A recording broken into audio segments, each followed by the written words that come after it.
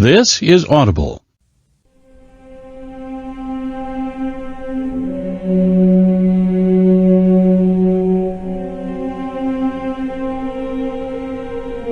Audible Inc. presents Frankenstein, written by Mary Shelley, narrated by Dan Stevens.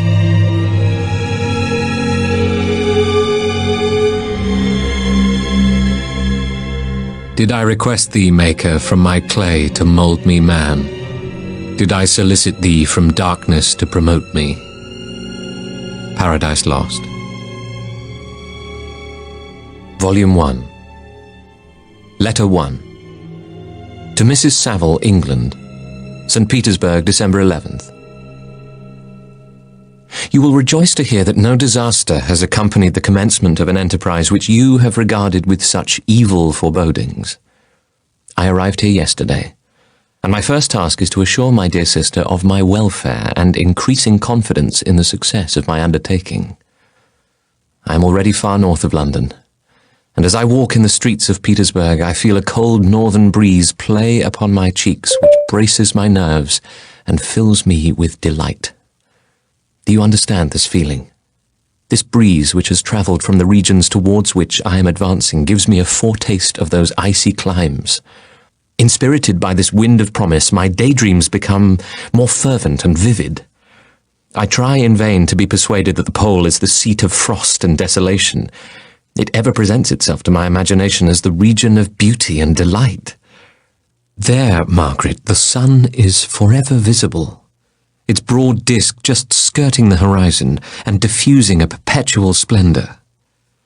There, for with your leave, my sister, I will put some trust in preceding navigators, there snow and frost are banished, and, sailing over a calm sea, we may be wafted to a land surpassing in wonders and in beauty every region hitherto discovered on the habitable globe. Its productions and features may be without example, as the phenomena of the heavenly bodies undoubtedly are in those undiscovered solitudes. What may not be expected in a country of eternal light? I may there discover the wondrous power which attracts the needle, and may regulate 1,000 celestial observations that require only this voyage to render their seeming eccentricities consistent forever. I shall satiate my ardent curiosity with the sight of a part of the world never before visited, and may tread a land never before imprinted by the foot of man.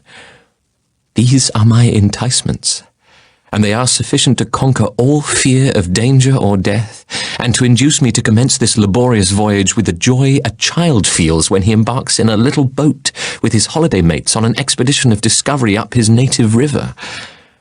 But supposing all these conjectures to be false, you cannot contest the inestimable benefit which I shall confer on all mankind to the last generation by discovering a passage near the pole to those countries, to reach which at present so many months are requisite, or by ascertaining the secret of the magnet, which, if at all possible, can only be effected by an undertaking such as mine.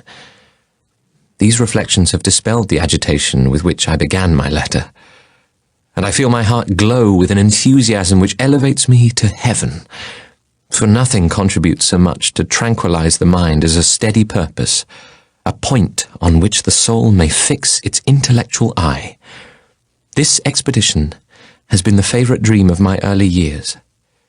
I have read with ardour the accounts of the various voyages which have been made in the prospect of arriving at the North Pacific Ocean through the seas which surround the pole. You may remember that a history of all the voyages made for purposes of discovery composed the whole of our good Uncle Thomas's library. My education was neglected, yet I was passionately fond of reading. These volumes were my study day and night, and my familiarity with them increased that regret which I had felt as a child on learning that my father's dying injunction had forbidden my uncle to allow me to embark in a seafaring life.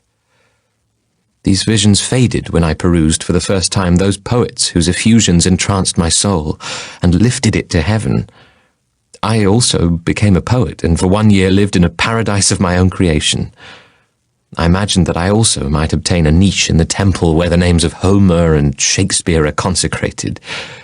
You are well acquainted with my failure, and how heavily I bore the disappointment.